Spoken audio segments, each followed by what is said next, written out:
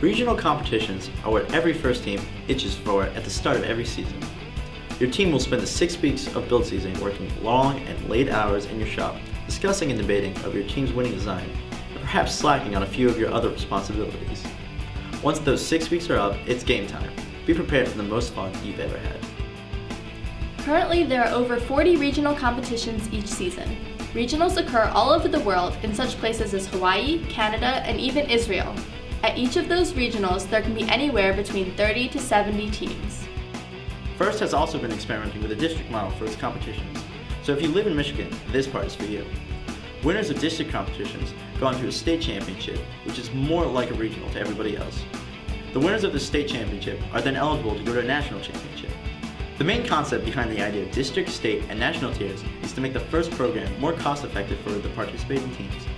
We will have to see how and if it is rolled out across the rest of the country.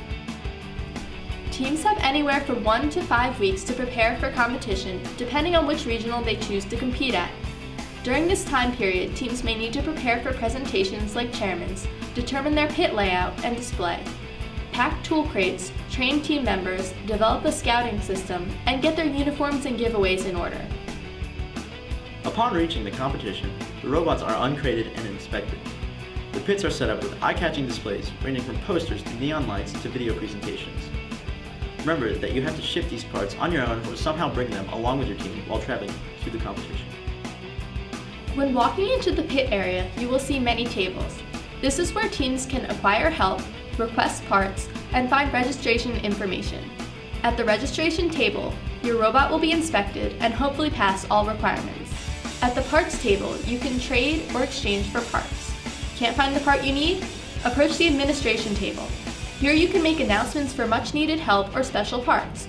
This table is also where any general questions can be asked. Well, the pit admin table is really the heart of the behind the scenes. It handles registration of teams, it makes announcements for the field, it makes announcements, team requests, and basically tries to keep everyone informed about very important matters. And then on the last day we collect various materials for from the teams, for judges, for safety inspectors, and last, finally, we distribute participation medals after the award ceremonies. As the people chatter and the robots clatter, you'll hear from time to time some very loud announcements. The loudspeaker will call for teams to be queued and get ready to play. Refs will show these teams to the designated waiting areas. If a ref declares that you are late, you may not be permitted to play in the match. The refs monitor the games and direct the flow of traffic on and off the field. At the end of each match, refs will flood the field in order to collect scores. During this time, team members are not allowed on the field. Refs will give a signal allowing the teams to remove their robots. What we do to keep the event running on time and organized is we tell the team that their match is coming up beforehand, about 2 matches beforehand, so then they're waiting outside of the field area. We have a robot, we have 6 teams on the field, and we have 6 teams waiting on each side of the field. As soon as this match ends, we bring them off. We bring these ones on in the last 20 seconds, and then it just moves smoothly like that. At different regionals, it's a bit different because you have a different amount of space. Here, it's a bit limited, but so far it's been going very well. When visiting a competition, it is obvious there's spirit in the air. Teams dressed in uniforms, ranging from matching shirts to full coordinating outfits, gather in the stands. Although it is unofficial, most teams arrive in the stands as soon as possible to mark out cheering territory with team banners and signs. As the matches become more intense, alliances will cheer together, building friendships. As you walk through the pit, team buttons can be spotted everywhere. Most teams have them out for any visitors to pick up. FIRST regional competitions are absolutely fantabulous. There's so much energy, there's so much excitement. The students are so motivating. So I think any rookie team that's interested, when they come, they're just embraced by the FIRST families. A rookie team that comes to a regional the first time, be expecting a whole lot of really spirited people. Everybody gets into it. It's super fun. Be excited, you're here. You guys have been practicing for 6 weeks and building the robot, working really hard. After all that effort, it's good to show off an accomplishment you've done and have a good time while here. Practice rounds are played on day 1 of competition. To avoid delays, be sure to get inspected as early as possible. A first volunteer inspects their robot for safety, size, game restrictions, and weight. A list of what is being expected is available in the game manual.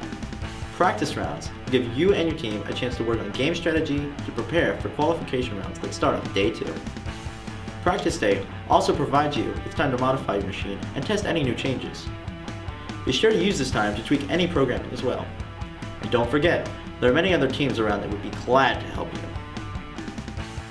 Day 2 begins with qualification rounds and the judging of awards.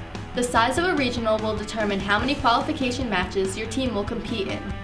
Judges will watch matches to determine technical awards and roam the pits to talk to team members and determine winners of each of the awards. Make sure all team members are knowledgeable about what the team does. During qualification rounds, the mechanical crew is usually in the pit working on the robot, while other team members can walk around the pits and scout other teams. Also, it is a good idea to have team members in the stands, not only rooting for your team, but for other teams as well. Day 2 will end with the first of 2 award ceremonies. Day 3 of competition continues with qualification rounds.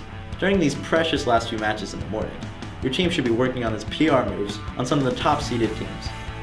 We want all the teams in at least the top 16 places to know who you are, what you can do, and why you'd be such a great match to work with them.